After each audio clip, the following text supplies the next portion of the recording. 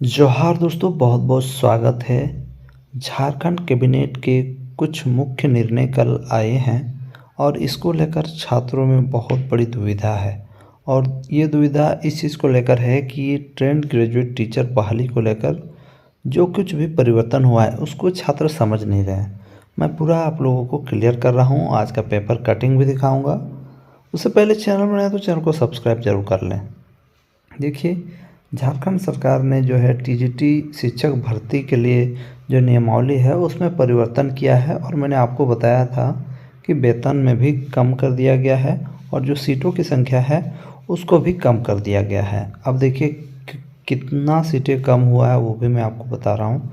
देखिए यहाँ पर क्या हुआ है कि ट्रेंड ग्रेजुएट टीचर की जो बहाली है इसमें कुल रिक्त 9470 यानी 9470 एवं 797 पद में से क्रमशः 8650 एवं 250 पद, कुल 8900 पदों का प्रत्यर्पण हुआ है।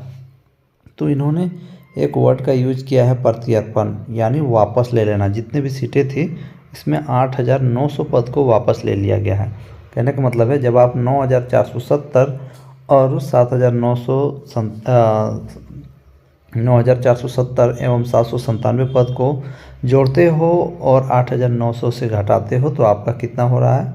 आपका होता है 1367। लेकिन और 6 पद जोड़ के ये बहाली आने वाली है। और ये जो बहाली है ये नियमावली अभी हुई है, लेकिन बहाली कब आएगी इसका भी कोई अभी अता पता कुछ नहीं है।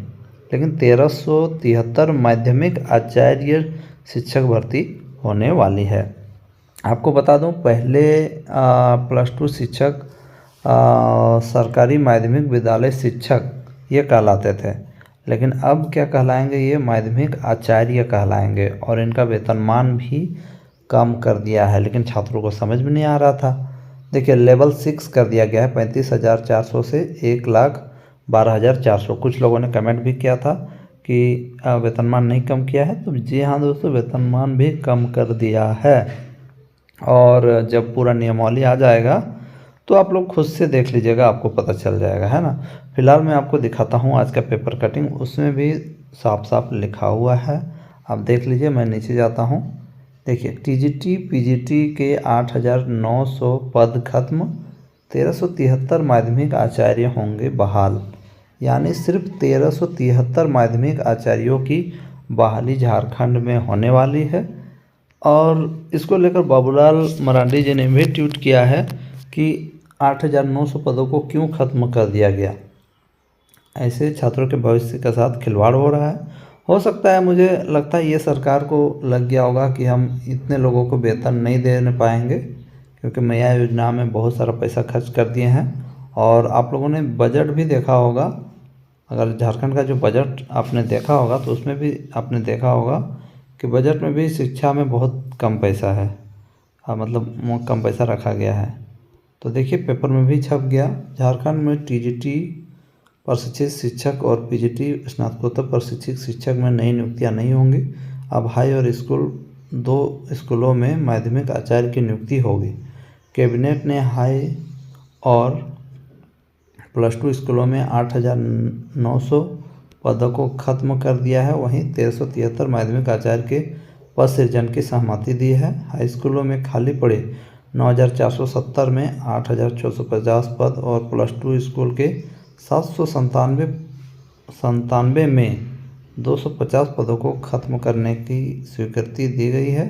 साथ ही सरकारी 510 प्लस स्कूलों में 1373 माध्यमिक सहायक आचार्य के पदों में सृजन की स्वीकृति दी। इनका वेतनमान भी टीजीटी पीजीटी की अपेक्षा कम होगा। देखिए यहाँ पर लिखा है टीजीटी और पीजीटी की अपेक्षा इनका वेतनमान भी कम होगा।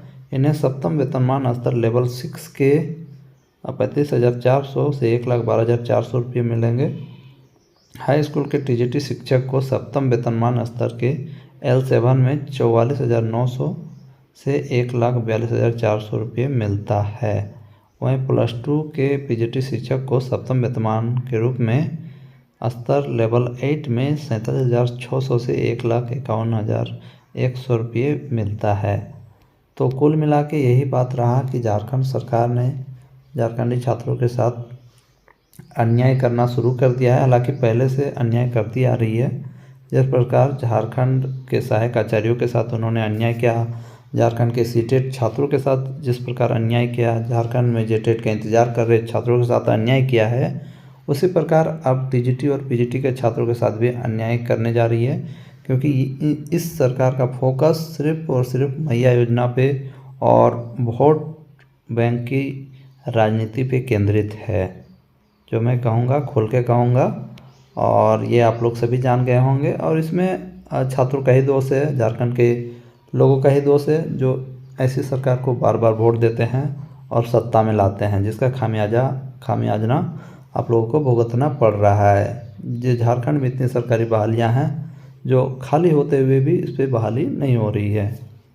अब आप बताइए कि आगे आप क्या करेंगे, और आपके पास तो कोई ऑप्शन भी नहीं है। अब आप बताइए कि आपको करना क्या है फ्रेंड्स। धन्यवाद।